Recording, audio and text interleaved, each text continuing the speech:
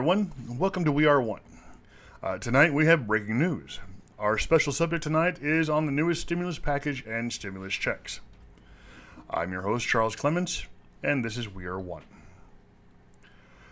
If our content matters to you, feel free to give us a like, hit the subscribe button, and quote in the comments that I subscribed, and we will give you a big thank you. Now, let's get to it.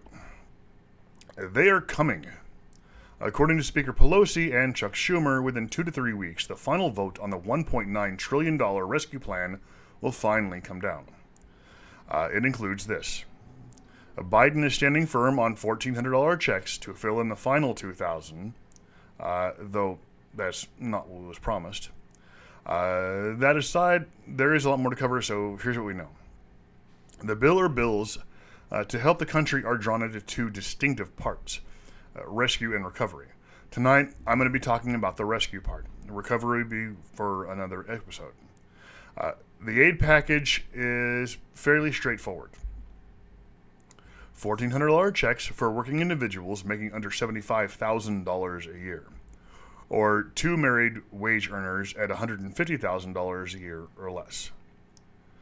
$400 extra for those who are out of work and job hunting all the way until late September.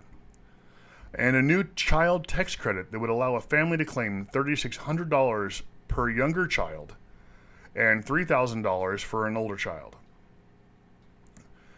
The plan would also expand child care cost coverage as a tax credit to make it possible to get back up to half the money spent on child care costs for children under the age of 13, up to $4,000 for a single child and $8,000 for two or more. As a tax credit under Biden's plan. So here's how the process stands. During this week of hearings, Congress will work in concert among the relevant committees to run through what they call the markup process. This is where all the jurisdictional committees get together, work in concert, pose addendums, add or remove language, and finalize their version. This will, at present, take a week, maybe two.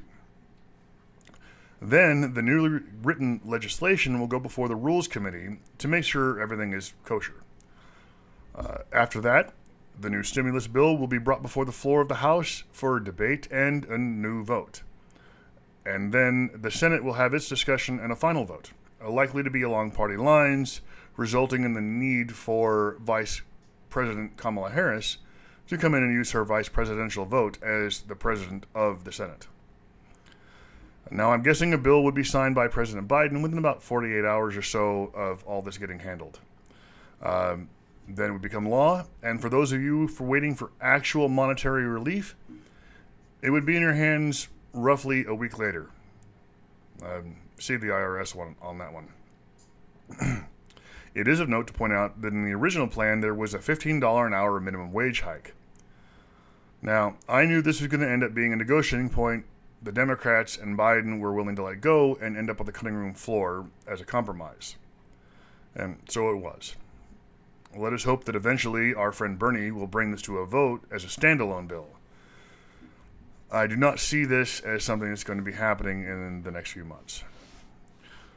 And we will be getting to that and other stories later, because whenever we start talking about things like a minimum wage hike, it's always a 2 to 3 year process that will essentially be defunct by the time it actually happens, if it happens at all.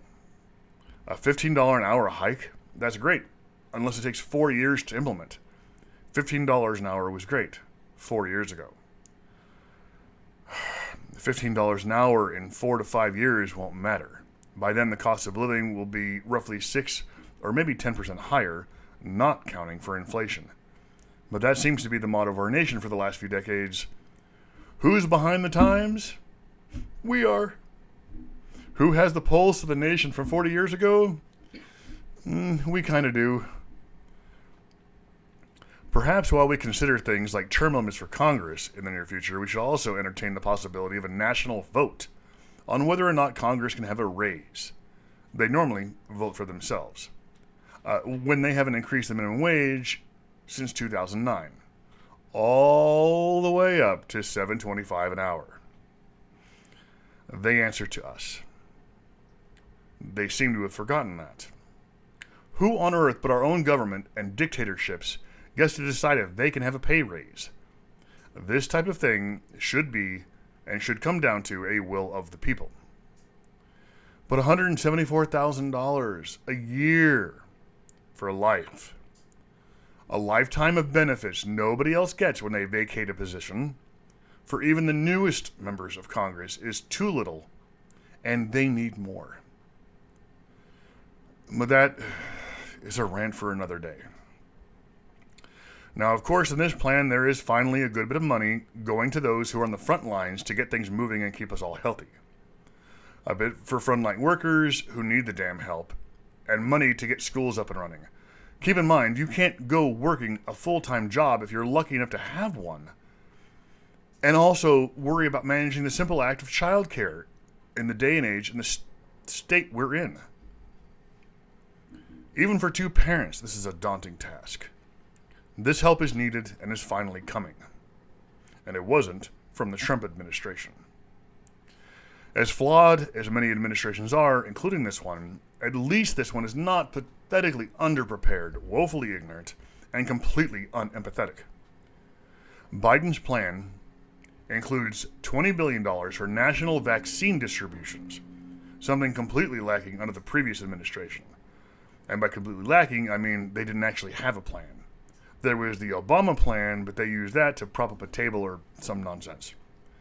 Additionally, another $50 billion to ramp up rapid testing, $370 for state, local, and territorial governments to handle their business, plus some of that for public transportation systems, who all have to cope with this. Biden's plan also includes a requirement that regardless of size of a company, offered paid sick leave to affected workers, which would translate to roughly 106 million working Americans. Parents and family members caring for sick relatives or out-of-school children could also receive more than 14 weeks of paid and family sick leave. No Republican would have ventured so far. Make no mistake about it, this stimulus is coming. After each week or two, it'll be coming down the pipe to benefit most of us, though there are some who would leave the vast majority out in the cold for the favor of their super-rich donors. You know, Republicans and Kevin McCarthy. As a sneak peek in upcoming episodes, we will be discussing the continuing updates concerning COVID and relief and recovery plan, and get into subjects like Black History Month, ICE, and the expose of former Senate Majority Leader McConnell. Stay tuned, folks. And again, if our content is your kind of thing, give us a like, hit that subscribe button, and comment that you subscribed, and we'll give you a big thank you. Thank you for watching. I'm Charles Clements, and this has been We Are One.